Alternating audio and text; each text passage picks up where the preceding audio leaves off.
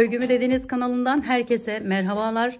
Evet arkadaşlarım, bugün sizlerle görmüş olduğunuz bu güzel desenli paspas çalışmasının nasıl yapıldığını anlatmak ve paylaşmak istiyorum. Umarım sever ve beğenirsiniz. Şöyle ki ince halı kaydırmazlardan kullandım. Gördüğünüz gibi 2,5 milim tığım var. Şöyle kullandığım Nako'nun ipleri var arkadaşlarım. Birisi biraz batik olan, biri de düzü olarak kullanmak istedim arkadaşlarım. Şimdi birazdan göstereceğim sizlere. Şu şekli çiziyoruz. Bir de bu şekli başka değişik farklı şeylerde çizebilirsiniz arkadaşlar. Sadece benden size fikir olması amaçlı, bu şekilde yapabileceğinizi göstermek amaçlı böyle bir çalışma yapmak istedim. Dilediğimiz büyüklükteki bir halı kaydırmazı alıyoruz ve böyle arkadaşlarım üzerine ne istiyorsak onun şeklini çiziyoruz öncelikle.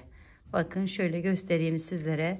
Bu büyük bir halı kaydırmaz. Ben bunu daha önceden böyle büyük bir paspas yolluk şeklinde banyoya sermek için yapmıştım. Ama üzerini tamamlayamadım henüz. Şimdi böyle bir çalışmayı nasıl yaptığımıza hemen sizlere anlatmak, göstermek istiyorum. Şöyle küçük bir parça kullanacağım. Daha çabuk bitsin diye arkadaşlar. Şimdi bu küçük parçamıza şöyle bir çiçek deseni çizelim. Şöyle koydum arkadaşlar. Dediğim gibi bunu buraya, ortaya, iki kenarlara da yapabilirsiniz. Böyle tek tek serpiştirebilirsiniz. Öncelikle çiziyorum bunun etrafını.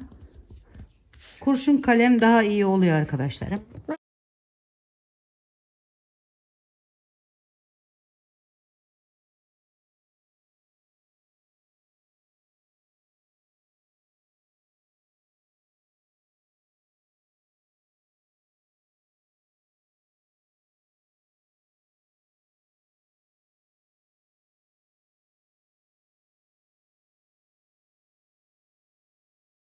Şimdi arkadaşlarım, isterseniz önce bütün her tarafını yapıp sonra bu iç kısımları doldurabilir.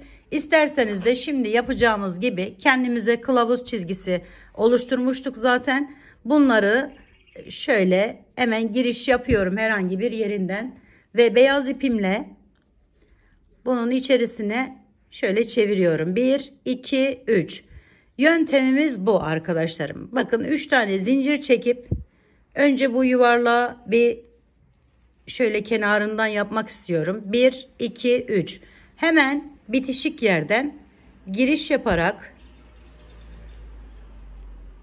bu şekilde 3 zincir çekiyorum. Hiç atlamadan arkadaşlar. Eğer ipiniz ince ise atlamamanızı tavsiye ederim. Biraz kalın bir ip kullanacaksanız bir tanesini atlayabilirsiniz. 3 zincir çekip buralardan giriş yapıp, yani bu kılavuz çizgim benim. Düz olanı zaten dümdüz arkadaşlarım, hiçbir şey yok. Sadece zincir çekip böyle halı kaydırmaza tutunuyoruz.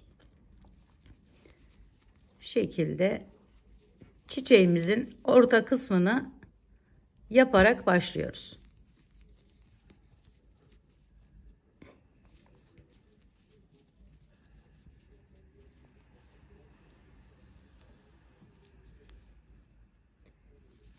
Yani burayı yaptıktan sonra zaten herhangi bir zorluğu yok. Bakın şöyle kıvrımlı kıvrımlı duruyor arkadaşlarım. Her birinden bir tane alarak yapıyorum.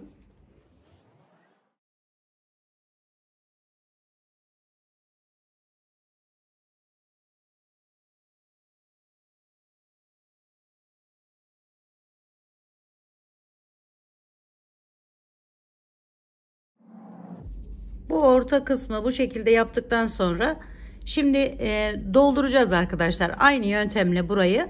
Ama ben şu kenarlarını da sizlere göstermek istiyorum. Yine aynı şekilde her bir 3 zincirle bu yerlerimin olduğu, yani çizgilerimin olduğu yerden devam ediyorum.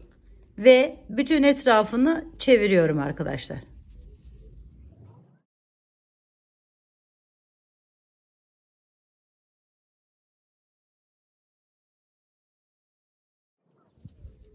Bir de zaten ben şuraları da gördüğünüz gibi modelimizde bu iple çevirdim. Yani buraları kapattım, doldurdum. Onun için burayı yani şey olarak yapabilirsiniz, böyle fazla gidebilirsiniz, yani hiç önemli değil arkadaşlarım. Önce bir kendimize şu çiçek kısmını bu şekilde yapıp devam ediyoruz.